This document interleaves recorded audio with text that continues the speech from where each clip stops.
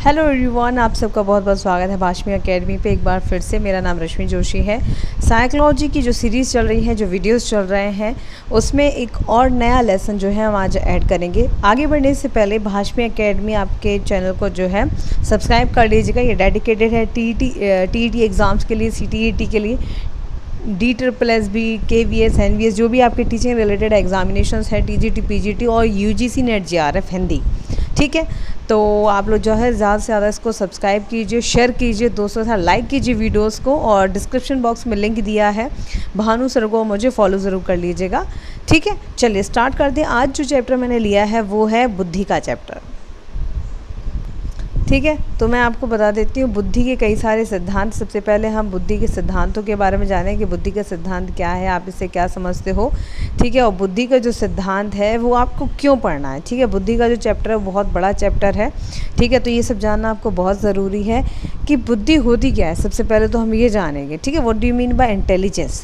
तो जैसे कि हमको पता है कि हम आज के समय में जो बुद्धि है उसको कई सारे, एक तो थ्योरीज़ के बारे में जानते हैं कि हाँ भाई कि उसके बहुत सारी थ्योरीज़ हैं, पर थ्योरी बताने से पहले मैं इसके अर्थ को आपको डिफाइन करना चाहूँगी। What do you mean by intelligence. One more thing, जो बुद्धि का सिद्धांत है इसको हम दो फेज़ में जो है डिवाइड करेंगे, फेज़ 1 और फेज़ 2, यानी कि लेसन 1 लेसन 2। आज लेसन 1 है आपका और उसके बाद में अगले दिन जो है आपका लेसन 2 होगा। सबसे पहले जानते हैं बुद्धि के अर्थ से आप क्या समझते हो। चलिए, तो सबसे पहले बुद्धि का अर्थ जान लेते हैं। एक सेकेंड, हाँ ठीक है।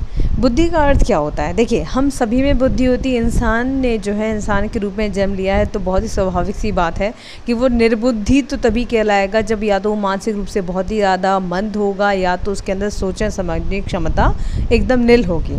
लेकिन क्या होता है कि इंसान के अंदर बुद्धि अलग अलग स्तरों पे पाई जाती है। हर एक इंसान जो होता है वो सेम नहीं होता है। हम एक ही माता पिता की संतानें होते हैं, हम सब सेम नहीं होते हैं, सब एक दूसरे से अलग अलग होते हैं। एक ही माँ बाप की बच्चे हैं, बेटियां हैं, तो कोई देखने में ज़्यादा सुंदर होगा, कोई दिखने में कम सुंदर होगा, कोई पढ़ने में ज़्यादा होशियार होगा, किसी खेलने में ज़्यादा रुचि है। तो हर किसी का अपना जीवन और अपनी रुचियाँ होती हैं। इसको हम थोड़ा सा और देखते हैं।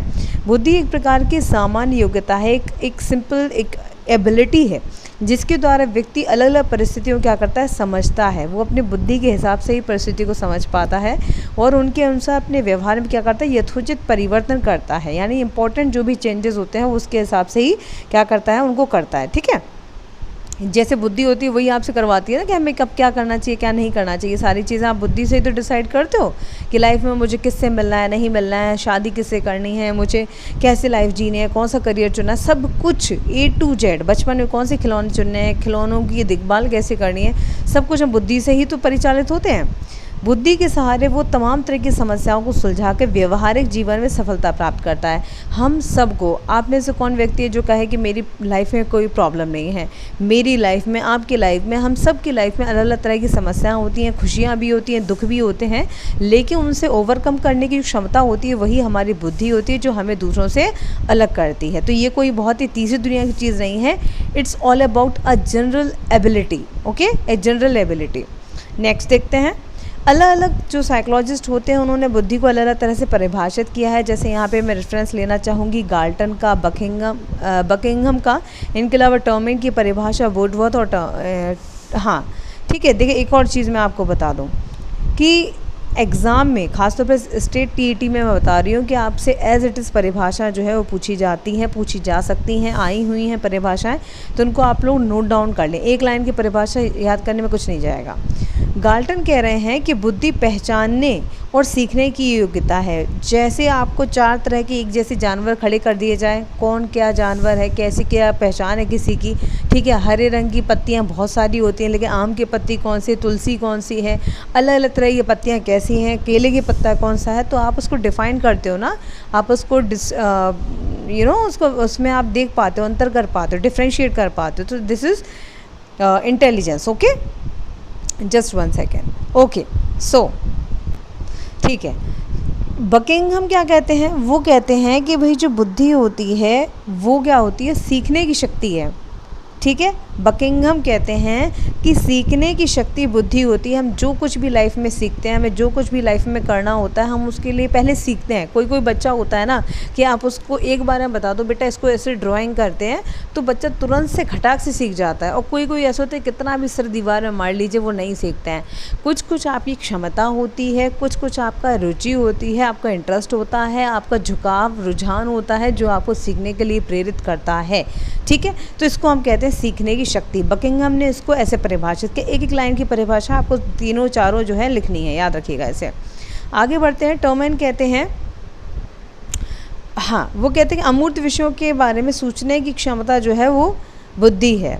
ठीक है, दोनों परिभाषाएं एक ही हैं, मैंने यहाँ पे दो अलग अलग शब्दों में ले ली है। मैंने इसलिए दोनों अलग अलग शब्दों में लिए ताकि अगर एग्ज़ाम में इस तरह से आ जाता है तो आप कंफ्यूज नहीं होंगे गाइस। ठीक है, देखो जैसे टॉमैन कहते हैं कि अमूर्त विषय, अमूर्त क्या होते हैं भाई आपको अच्छे से पता है। एक वर्ड होता है मूर्त जिसको हम कहते हैं कॉन्क्रीट, एक वर्ड होता है अमूर्त जिसको हम कहते हैं एब्स्ट्रैक्ट। ओके, मूर्त चीज़ें कौन होती हैं, कॉन्क्रीट ऑब्जेक्ट्स कौन कौन से हैं, जैसे कि मान लीजिए इस समय आपके हाथ में मोबाइल फ़ोन है या कंप्यूटर है, आप मुझे देख पा रहे हैं, सुन पा रहे हैं।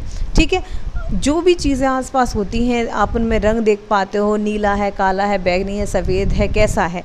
ठीक है, कोई भी ऑब्जेक्ट है, सामान है, कोई भी चीज़ है जिसको आप देख सकते हो, छू सकते हो, महसूस कर सकते हो, वो सारे के सारे आपके मूर्त ऑब्जेक्ट हैं। अमूर्त कौन से होते हैं, मुझे कितना सिर दर्द हो रहा है आज, मुझे कितना बुखार है, मुझे किसी ने मेरा दिल तोड़ दिया, मुझे कितना दर्द हो रहा है, अलग अलग तरह के जो उदाहरण होते हैं वो आपके क्या होते हैं, अमूर्त में आ जाते हैं। समझ के बात, यानी कि एब्स्ट्रैक्ट में हम नहीं बता सकते हमें कितना सिर दर्द हो रहा है, या फिर किसी ने आपसे कह दिया कि तुम तो लूज़र हो, तुम तो किसी काम ही के नहीं हो, तुम्हारा तो फ्यूचर में कुछ नहीं हो सकता, तुम्हारे माँ बाप तो पैसे वेस्ट कर रहे हैं तुम्हें ऊपर पढ़ा लिखा के। तो ये जो बातें होती है ना चुभ जाती है अंदर, दर्द बहुत होता है लेकिन कितना दर्द हो रहा है हम नाप नहीं सकते। समझ गए, ये होते हैं अमूर्त चीज़ें, एब्स्ट्रैक्ट ऑब्जेक्ट्स होते हैं। ठीक है, चलो, और दोनों ही परिभाषा उन्होंने यही कहने की कोशिश की है, अमूर्त चिंतन की क्षमता है। यहाँ पे मैंने दो अलग अलग शब्दों में इनको लिया है। नेक्स्ट वो आपसे कहना चाह रहे हैं वुडवर्थ कि क्या है बुद्धि। वुडवर्थ कहते हैं कि बुद्धि कार्य करने की एक क्षमता या विधि है। ठीक है, देखो शब्दों में आपको अलग तरह से पूछ सकता है, लेकिन याद रखना है आपको कि शब्दों के फेरे में आपको नहीं जाना है, आपको फील पकड़ लेना है, डेफिनेशन क्या कह रही है। तो वुडवर्थ कहते हैं बुद्धि कार्य करने की क्या है, विधि है। ठीक है, तीनों को अपने पांचों परिभाषा को लिख लेना है, ये एग्जाम में आई हुई परिभाषा है। कुछ विशेषताएं देखते हैं बुद्धि की कौन कौन सी विशेषताएं हैं। वैसे तो हम सभी समझदार हैं, हम सबको पता है कि बुद्धि से क्या तात्पर्य होता है, तो फिर भी एक बार जान लेते हैं कि बुद्धि होती क्या है। चलिए मैंने यहाँ पे पिक कर लिया ये कलर। ओके, चलो बुद्धि की विशेषताएं जानते हैं। देखो जब हम बात कर रहे हैं बुद्धि के बारे में तो सबसे पहली उसकी विशेषता है कि बुद्धि जो है जन्मजात हो सकती है या फिर वो वंशानुक्रम से प्राप्त होती है। देखो कई सारे बच्चे होते हैं ना कि वो बाय बर्थ बड़े टैलेंटेड होते हैं, बाय बर्थ उनके अंदर कुछ कर देना दिखाने की क्षमता होती है, इंटेलिजेंस होती है, बुद्धि होती है ना। वो बचपन से जो भी करते हैं सीखते हैं, जैसे भी रहते हैं वो तुरंत से सीख जाते हैं। तो ये उनकी क्या होती है, एबिलिटी होती है, उनके अंदर की क्षमता होती है जो दूसरों से उनको क्या करती है, अलग बनाती है। ये कभी कभी क्या होता है हेरिडिटी से भी मिल सकती है। अच्छा, हेरिडिटी वाली बात का तो ये है कि भाई 50-50% का योगदान होता है। अगर मैं बात करूँ तो 50% आपका हेरिडिटी का योगदान होता है, 50% आपके वातावरण का आपको सहयोग मिलता है। ठीक है, दूसरे पॉइंट पे बढ़िए। बुद्धि वो शक्ति है जिसके द्वारा व्यक्ति कठिनाइयों को दूर करके परिस्थितियों के अनुसार व्यवहार को बनाता है, संगठित करता है। इसका मतलब क्या है भाई, इसका मतलब ये है कि बुद्धि वो शक्ति है, वो ताकत है जिसके द्वारा व्यक्ति कठिनाइयों को दूर करता है। जो भी आपकी लाइफ की प्रॉब्लम्स होती हैं, कठिनाइयाँ होती हैं, उनको आप ओवरकम कैसे कर पाते हो, ऐसे तो कर पाते हो। आपको ये अच्छे से पता रहता है कि मुझे कैसी कठिन परिस्थिति में, जैसे मान लो कि हाँ किसी ने आपका किडनैप कर लिया, अब वो किडनैप के बाद में आप कैसे उन परिस्थितियों से बाहर निकलोगे, कैसे अपने आप को बचाओगे, सर्वाइव कैसे करोगे, ये सारी की सारी चीज़ें हैं, है ना। आपने कई स्टोरी सुनी होगी कि लोगों को ठीक से खाना नहीं मिला, पीना नहीं मिला, उनकी लाइफ एकदम डिस्टर्ब हो गई, फिर भी वो कैसे उस झंझावत, उस प्रॉब्लम से बाहर है। ये सब आपकी बुद्धि आपसे कराती है।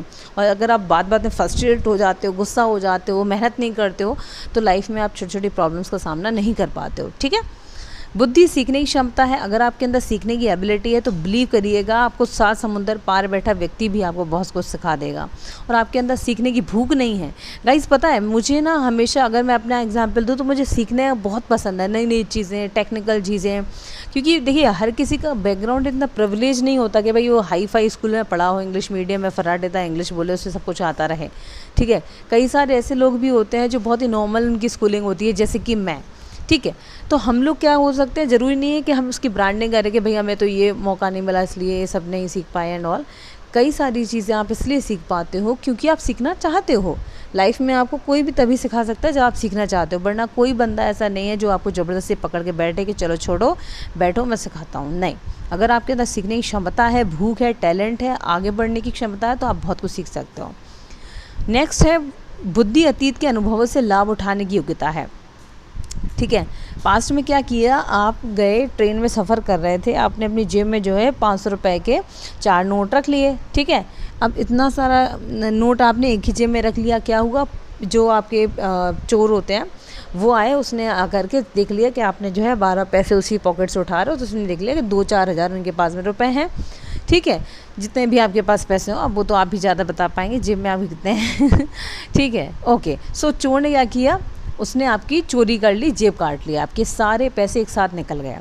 अब क्या आपके दिमाग में आया कि अतीत के अनुभव, यानी अगली बार जब आप ट्रेन में सफ़र करोगे तो आपकी बुद्धि आपसे क्या कहेगी कि पूरे पैसे एक जेब में नहीं रखना है, क्योंकि अतीत में मेरे पैसे क्या हो गए थे, चोरी हो गए थे। Then what you should do, आपको क्या करना चाहिए, आपको वो सारे पैसे जो हैं टुकड़ों टुकड़ों में अलग अलग जगह रखना चाहिए, इस तरह से। ठीक है, ताकि कोई चोर आएगा तो कम से एक ही जगह से तो पैसे ले पाएगा। ऐसे थोड़ी ना है कि वो आप सोते रहेंगे बेहोश होके और वो सारे पैसे उठा के ले जाएगा, ऐसा तो है नहीं। तो ये चीज़ बहुत इंपॉर्टेंट है, ये चीज़ आपको ध्यान भी रखनी है कि ऐसा पॉसिबल नहीं है। ओके, चलिए नेक्स्ट पे आगे बढ़ते हैं कि इसके कितने कितने टाइप्स होते हैं। What are the main types of intelligence, बुद्धि के कितने प्रकार होते हैं। तो बुद्धि के मनोवैज्ञानिक थार्नडाइक, देखिए बुद्धि की जब हम बात करते हैं तो थार्नडाइक का नाम ज़रूर आता है। ठीक है, एल थार्नडाइक ने, अच्छा चलो बताओ जल्दी से, थार्नडाइक की किताब का नाम मैंने क्या पढ़ाया था आप लोगों को। बुद्धि के प्रकार में थार्नडाइक कहते हैं कि बुद्धि को आप जो है मेन तौर पे जो है 3 प्रकार में बांट सकते हो। ठीक है, 3 प्रकार उन्होंने कौन से बताया भाई, एक सेकंड रुको। पहला उन्होंने बताया अमूर्त बुद्धि, एक सेकंड यहाँ पे हम इसको स्क्रॉल डाउन कर लेते हैं। चलो, पहला उन्होंने बताया अमूर्त बुद्धि, एक सेकेंड, अभी ठीक है, इट्स नाउ फाइन। चलो यहाँ पे हम कलर भी चेंज कर लेते हैं ज़रा। Okay, this one is fine. ठीक है, चलो, एक उन्होंने बताया कि कौन सी है, एक है आपकी अमूर्त बुद्धि, यानी कि वो इंटेलिजेंस जो कि दिखाई नहीं देती है। अगर आप साहित्यकार हो, लेखक हो, कवि हो, कहते हैं ना कि जहाँ ना पहुँचे रवि वहाँ पहुँचे कवि।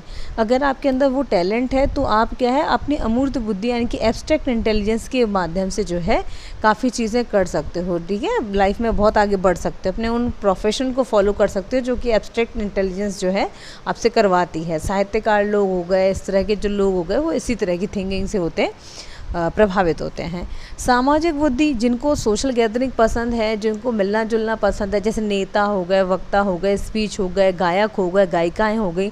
ठीक है, आपको जो है मिलना जुलना पसंद है, सोशल वर्कर हो गए, इनमें सामाजिक बुद्धि होती है क्योंकि उनको सोशल गैदरिंग बहुत पसंद होती है, इंट्रोवर्ट नहीं होते हैं। ठीक है, तीसरी होती है गामक या यांत्रिक बुद्धि, जिनमें मूवेबिलिटी होती है। यांत्रिक का मतलब यहाँ पे जैसे मान लीजिए मैं पूछूं पायलट में किस तरह की बुद्धि होती है, तो आप क्या आंसर करोगे, पायलट में तीसरे प्रकार की बुद्धि होती है। मैं कहूँगी कि एक विमान उड़ाने वाले पायलट में कौन सी बुद्धि होती है, तो आपके आंसर क्या करोगे, गामक या यांत्रिक बुद्धि होती है। ठीक है, इंजीनियर वगैरह हो गए, पायलट वगैरह हो गए, इनके अंदर मूवेबिलिटी होती है। डांस वगैरह करने वाले हो गए, इनके अंदर गतिशीलता होती है, तो इनमें मैकेनिकल इंटेलिजेंस की प्रधानता पाई जाती है। ठीक है, चलो अब हम देखते हैं बुद्धि के कौन कौन से प्रमुख सिद्धांत हैं। ठीक है, तो 1-2 सिद्धांत हम लोग इस वाली क्लास में डिस्कस कर लेते हैं, बाकी सिद्धांत जो है हम लोग इसके नेक्स्ट चैप्टर में डिस्कस करेंगे। ठीक है,